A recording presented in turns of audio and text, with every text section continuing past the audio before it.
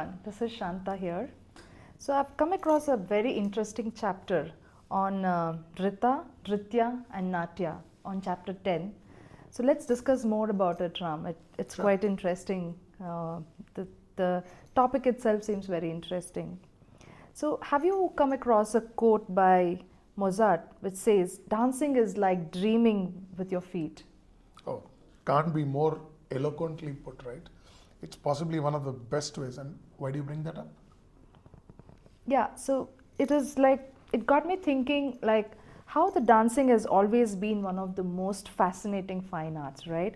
So it's a synthesis of several art forms like music, poetry, drama, painting and sculpture, which combines the beauty, harmony and rhythm, melody and expressions. So think about it, right? Dance is possibly the most natural way Yeah. of expressing human emotions. Yeah. And human emotions is not replete or without music, without your dreams. There is no way a dancer will be able to express themselves without the range of emotions that take over. And this is all part of your life. Yeah. So it becomes very rhythmic, graceful, very basically a part of the storytelling. Yeah, exactly. And that there's this inborn instinct in humans for dancing, right? Which finds the expression in various forms. Like it can be any form of dance. It can be folk dance. It can be Bharatanatyam, or it can be any dance across the world.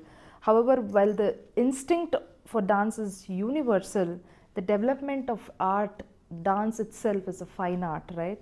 And it varies across from country to country because of various geographically how they are placed or how their culture has been. So what do you think about it?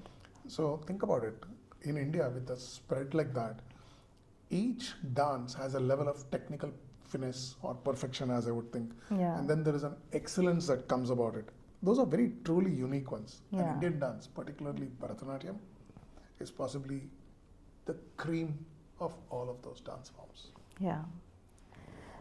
So we spoke about the legendary origins literally, right? So there's no denying that dance has always been the integral part of Indian culture and religion. So the Natya Shastra by Bharata Muni, as you spoke in the other chapters, for example, he has codified everything related to this art form, and he has served as the authoritative basis for the development of various dance schools in India. So what do you think about it?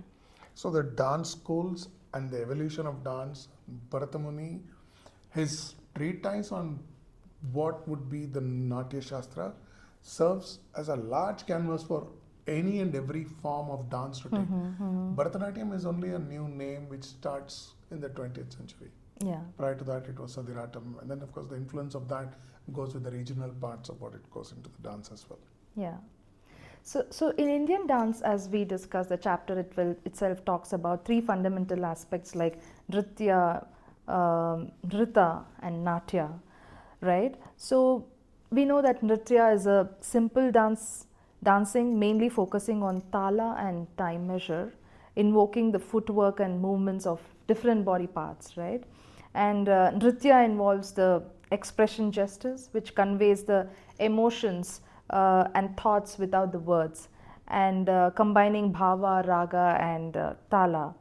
And we know that Natya is a dramatic expression. These are the concepts which I learned while I was reading the book. So I thought I'll try and see what's your thought about it. So let's take this further. So Indian dance form has also two more types, right? There is a Tandavam and the Lasya. Yeah. So Tandavam is a very vigorous and a masculine part of expression. And then the cosmic dance is basically based on what is called the destruction by Shiva, which is going by as the Rudra Tandavam as we talk.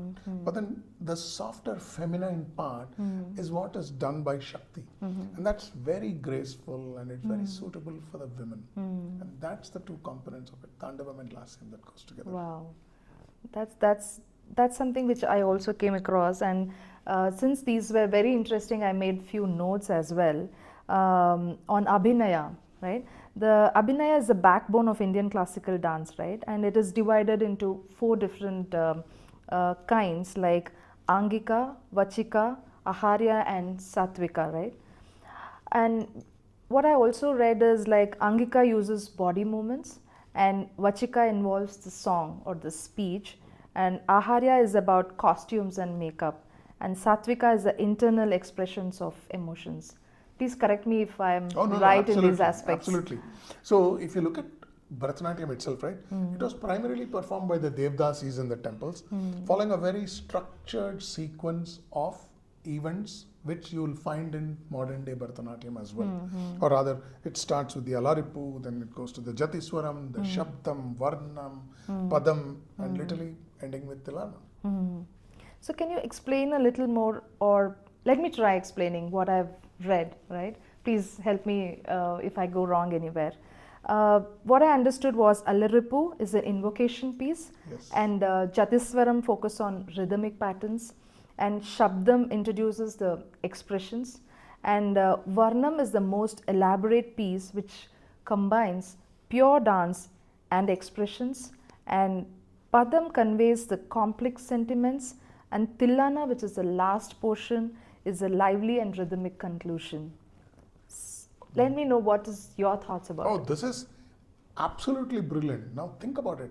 To get to that level of performance, the dancer needs to do themselves a lot of good and go Absolutely. through these pieces Yeah. big time, right? Yeah. And that's the character and the expressions that they're going to be also depicting while they're doing on stage.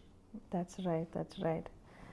And these first expressions are very crucial, and the dancer's personality and body poses are the very first thing which the audience notices on the stage, right? Yes. Yeah, That is right, absolutely. yeah. So, do you want to talk about some of the karnas and angaharas, which are the key elements of Bharatanatyam? Okay, so Karanas are very coordinated activity. It's basically a dance movement which has got multiple components which comes into play. The body, the hand, the feet, the eyes, and these are all talked about through in the Natya Shastra itself.